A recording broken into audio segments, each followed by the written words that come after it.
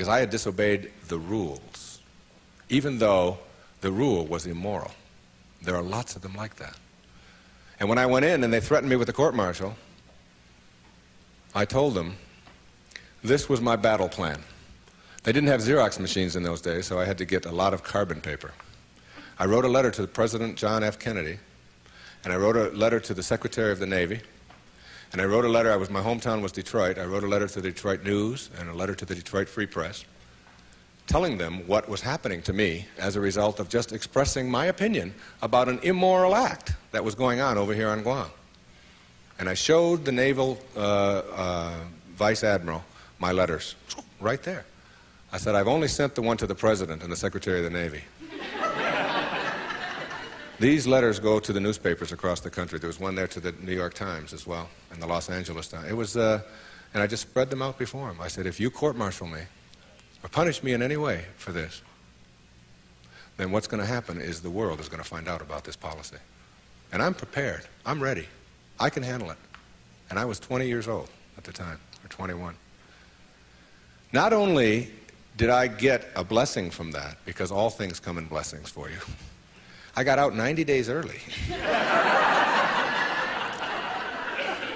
And they stamped on my record, P.I., because the President took it up and sent it to the Secretary. Must have.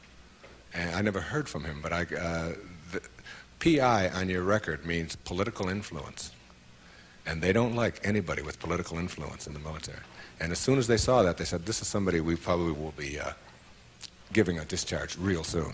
There was no court-martial, and in September of 1962, a brand new policy was initiated on Guam, which allowed any civilian to shop in the Navy exchanges.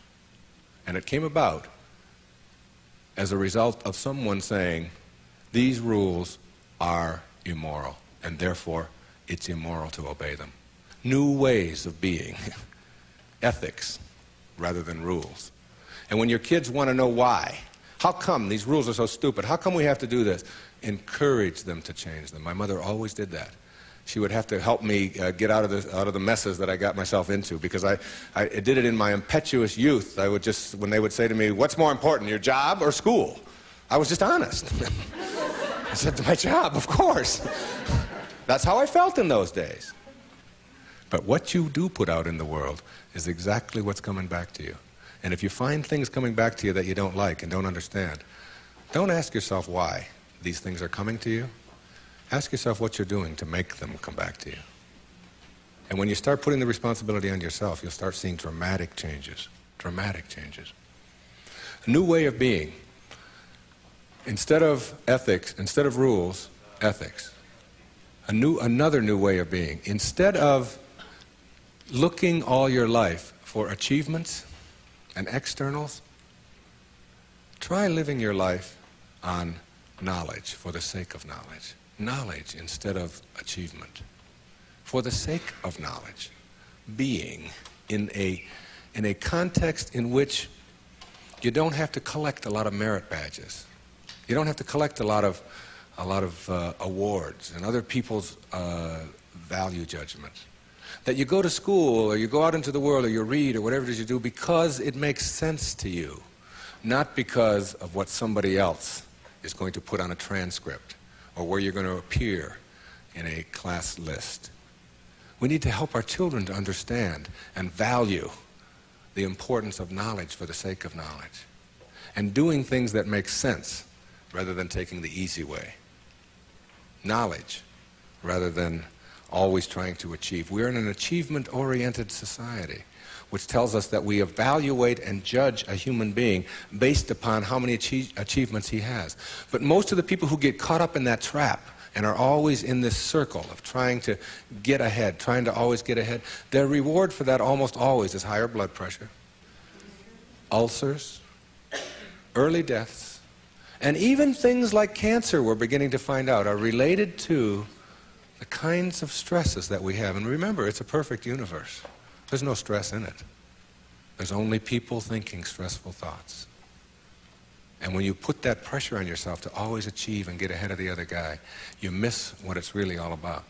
There's nothing wrong with goals. it's falling in love with them that's the problem.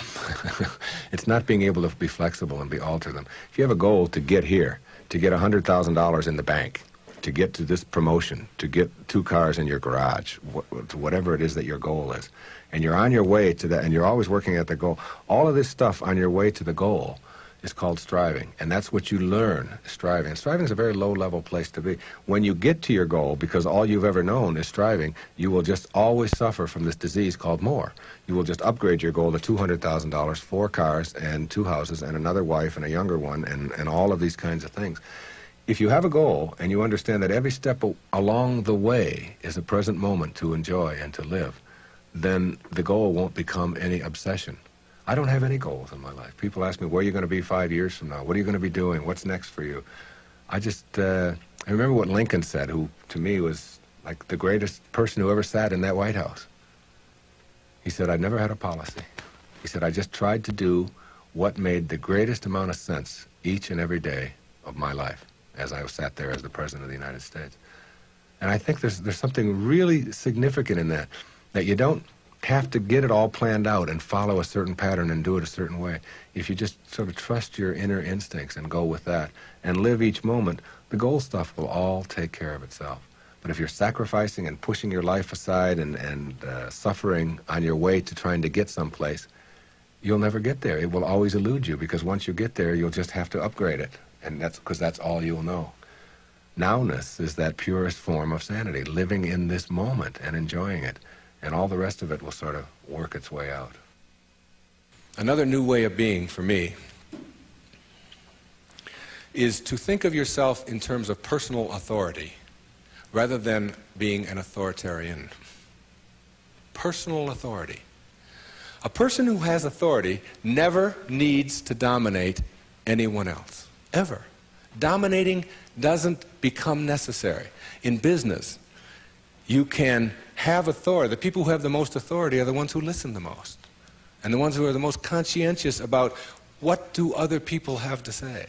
A person in a relationship who has to dominate somebody else and has to make the other person submissive shows that they don't have authority, because they're getting their power not from within for themselves, but on the basis of who they can control. And that never lasts. That never lasts. The only thing that lasts is having inner power, if you will. Know thyself. That's what Shakespeare said. Know thyself. The more you know yourself, the more you become honest with yourself, honesty becomes just a way of life. No, I don't think the world necessarily does, but you can't run your world. You can't run your world based upon what the rest of the people in the world want or don't want. To me, honesty is like, it's a karma that goes out into the world. How people treat you in the world is their karma. How you react is yours. And when you react to it with dishonesty, that's what you're putting out into the world, dishonesty. And when you put dishonesty out into the world, that's what's going to come back to you, because what goes out is what comes back. That all, as you sow, so shall you reap. I mean, it's in every great institution that there is in the world, whether it's a religion or a philosophy or whatever. What you put out is what comes back. Whatever you plant is what you're going to get back. And the more that you put out honesty, just because it's what you are, because you are being honesty, you're not trying to be honest, you're just being honesty, then that's what will come back to you on a regular basis. And when it doesn't, you'll just see that as another test for you to pass. And finally, a fifth way of being that is new, for me, it has become a way of life. It's called serenity instead of acquisitions. The more you try to acquire, the more you try to get, the more you try to collect in your life and evaluate yourself on the basis of that, the less serenity you're going to have. More is less. It's almost a secret of the universe. Serenity means inner peace. It means that you can find joy in every moment that you have in your life instead of always looking for it. It means that while you are driving along the countryside, and seeing, instead of saying, I'm on my way to this point, that you can open your eyes and see it with new eyes. See the rolling mountains, see the grass, see the deer, see the sky. See, you can just stop wherever you are in this second, wherever you are, and just look around you, and you can begin to appreciate just your surroundings and your environment. Then you can begin to appreciate the people that are in your life, and even the ones that are negative, and you're having the